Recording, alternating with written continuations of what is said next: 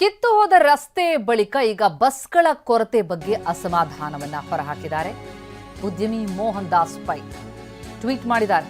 ಕಳೆದ 3 ವರ್ಷಗಳಿಂದಲೂ ಕೂಡ ಸಾರಿಗೆ ಬಸ್ಗಳ ಕೊರತೆ ಇದೆ.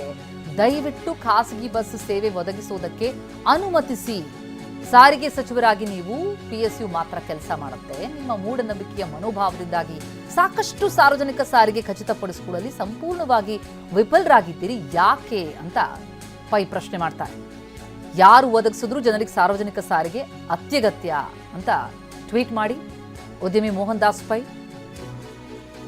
ತಮ್ಮ ಅಸಮಾಧಾನವನ್ನು ಹೊರಹಾಕಿದ್ದಾರೆ. ಸಾರಿಗೆ ವ್ಯವಸ್ಥೆ ಕುರಿತಂತೆ ಮೋಹನ್ ದಾಸ್ ಪೈ ಅವರ ಅಭಿಪ್ರಾಯ ಇದು.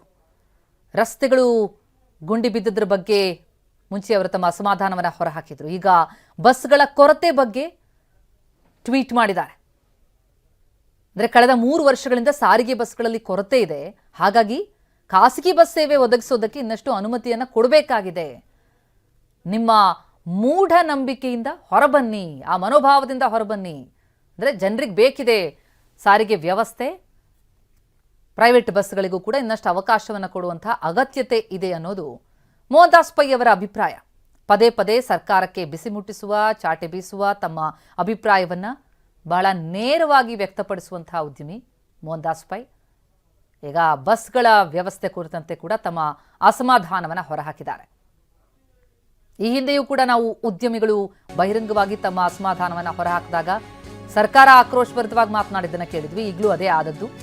ಮೋಹನ್ ದಾಸ್ ಪೈ ಅವರ ಟ್ವೀಟ್ಗೆ ರಾಮಲಿಂಗಾರೆಡ್ಡಿ ಆಕ್ರೋಶ ಹೊರಹಾಕಿದ್ದಾರೆ. BMTC MD ನಿಮ್ಮೊಂದಿಗೆ ಚರ್ಚಿಸೋದಕ್ಕೆ ರೆಡಿ ಇದ್ದಾರೆ, ನೀವು ಚರ್ಚೆಗೆ ಬರೋದಕ್ಕೆ ಸಿದ್ಧ ಇದ್ದೀರಾ ಅಂತ ಸವಾಲ್ ಹಾಕಿದ್ದಾರೆ. ಅಥವಾ ನೀವು ಟ್ವೀಟ್ ಮಾಡ್ತಲೇ ಇರ್ತೀರಾ? ಶಕ್ತಿ ಕೇವಲ ಯೋಜನೆಯಲ್ಲ, ಆರ್ಥಿಕ ಸಬಲೀಕರಣ. ಕರ್ನಾಟಕ 26,054 ಬಸ್ಗಳನ್ನು ನಿರ್ವಹಿಸುತ್ತೆ. ಬೆಂಗಳೂರಲ್ಲಿ 45 ಲಕ್ಷ ಪ್ರಯಾಣಿಕರಿಗೆ ಸೇವೆ ಸಲ್ಲಿಸ್ತೀವಿ. ಜೊತೆಗೆ ಬಿಜೆಪಿ ಆಡಳಿತದ ಕಡೆ ಇಂಥ ಸೇವೆಯನ್ನು ತೋರಿಸಿ ಅಂತಲೂ ಕೂಡ ರಾಮಲಿಂಗಾರೆಡ್ಡಿ ಪ್ರಶ್ನೆ ಮಾಡ್ತಾರೆ, ಆಕ್ರೋಶ ಹೊರಹಾಕಿದ್ದಾರೆ. ಮೋದಿ ಅವರ ತವರು ರಾಜ್ಯ ಗುಜರಾತ್ನಲ್ಲಿ ಇದೆಯಾ ತೋರಿಸಿ ಅಂತ ಮೋಹನ್ ದಾಸ್ ಟ್ವೀಟ್ಗೆ ಕಿಡಿಕಾರಿದ್ದಾರೆ ಸಾರಿಗೆ ಸಚಿವ ರಾಮಲಿಂಗಾರೆಡ್ಡಿ. ನೀವು ಚರ್ಚೆಗೆ ಬರೋದಕ್ಕೆ ಸಿದ್ಧ ಇದ್ದೀರಾ ಅಂತ ಸವಾಲ್ ಹಾಕಿದ್ದಾರೆ. ಚರ್ಚೆಗೆ ಬರ್ತೀರಾ ಅಥವಾ ಟ್ವೀಟ್ ಮಾಡ್ತಲೇ ಇರ್ತೀರಾ?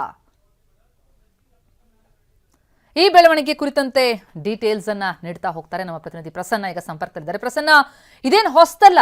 ಉದ್ಯಮಿಗಳ ಅಸಮಾಧಾನಕ್ಕೆ ಸರ್ಕಾರ ಆಕ್ರೋಶಭರಿತವಾಗಿ ಪ್ರತಿಕ್ರಿಯೆ ಕೊಟ್ಟದ್ದನ್ನ, ಯಾವಾಗಲೂ ಕೂಡ ಏನಾದರೂ ಸಮಸ್ಯೆ ಇದೆ ಅಂತ ಯಾರಾದರೂ ಸಮಸ್ಯೆನ ಎತ್ತ ತೋರಿಸಿದ್ರೆ ಅದಕ್ಕೆ ಸಮಾಧಾನ ತಂದು ಕೊಡುವಂತ ಪ್ರಯತ್ನಕ್ಕೆ ಸರ್ಕಾರ ಮುಂದಾಗಬೇಕು. ಆದ್ರೆ ಪದೇ ಪದೇ ಪ್ರಶ್ನೆ ಮಾಡಿದವರ ವಿರುದ್ಧವೇ ಕಿಡಿಕಾರುವಂಥದ್ದನ್ನ, ಅಂತಹ ಧೋರಣೆನ ಎಲ್ಲ ರಾಜಕಾರಣಿಗಳನ್ನ ನೋಡ್ತಾ ಇದೀವಿ. ಆದ್ರೆ ರಾಮಲಿಂಗಾರೆಡ್ಡಿಗಳು ಈ ಬಾರಿ ಭಾರಿ ಆಕ್ರೋಶ ವ್ಯಕ್ತ ಆಗಿರೋದು, ಮೋಹನ್ ದಾಸ್ ಪೈ ವಿರುದ್ಧ ಕಿಡಿಕಾರಿರೋದು. ಈ ಬೆಳವಣಿಗೆ ಗಮನಿಸ್ತಾ ಹೋದಾಗ ಇಲ್ಲಿ ಬಿಜೆಪಿ ಕಾಂಗ್ರೆಸ್ ಯಾಕೆ ಬಂತು ಅನ್ನುವಂಥ ಪ್ರಶ್ನೆ ಮೂಡುತ್ತೆ ಅಂತ.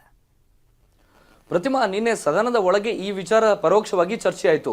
ಇದು ಆಲಿಸುವ ಸರ್ಕಾರ ಅಲ್ಲ, ಇದು ಸಂಘರ್ಷದ ಸರ್ಕಾರ ಅನ್ನುವಂಥ ಮಾತನ್ನ ಇದೇ ಸುನೀಲ್ ಕುಮಾರ್ ಅವರು ಹೇಳಿದರು. ಇದೀಗ ಇವತ್ತು ಆದಂಥ ಬೆಳವಣಿಗೆಯನ್ನು ಗಮನಿಸಿದ್ರೆ ಸರ್ಕಾರ ಮತ್ತು IT ದಿಗ್ಗಜರು, ಉದ್ಯಮಿಗಳ ನಡುವಿನ ಒಂದು ಸಂಘರ್ಷವೂ ಕೂಡ ಹಾಗೆ ಮುಂದುವರೆದಿದೆ ಅನ್ನುವಂಥದ್ದು ಗೊತ್ತಾಗ್ತಾ ಇದೆ. ರಸ್ತೆ ಗುಂಡಿಗಳ ವಿಚಾರದಲ್ಲೂ ಕೂಡ ಇದೇ ಮೋಹನ್ ದಾಸ್ ಪೈ ಅವರು, ಕಿರಣ್ ಮುಜುಮ್ದಾರ್ ಶಾ ಅವರು ಗಮನವನ್ನ ಸೆಳೆದಾಗ ಸರ್ಕಾರ ಅವರ ವಿರುದ್ಧವೂ ಕೂಡ ಆಕ್ರೋಶವನ್ನು ವ್ಯಕ್ತಪಡಿಸಿತ್ತು.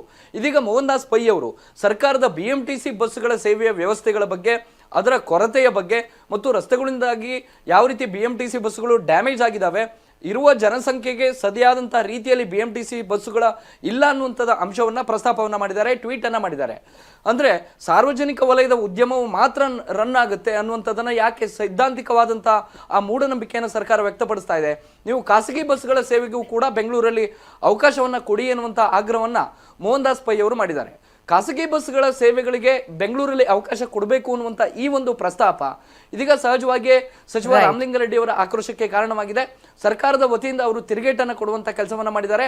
ಸಾರ್ವಜನಿಕ ಉದ್ಯಮವೇ ನಮಗೆ ಬೇಕು ಅನ್ನುವಂಥ ತಾಕೀತನ್ನ ಅಥವಾ ಆ ರೀತಿಯ ಒಂದು ಹಕ್ಕೊತ್ತಾಯವನ್ನ ಸಚಿವರು ಕೂಡ ಮಂಡಿಸಿದ್ದಾರೆ. ಪ್ರತಿಮಾ, ಥ್ಯಾಂಕ್ ಯು ಪ್ರಸನ್ನ.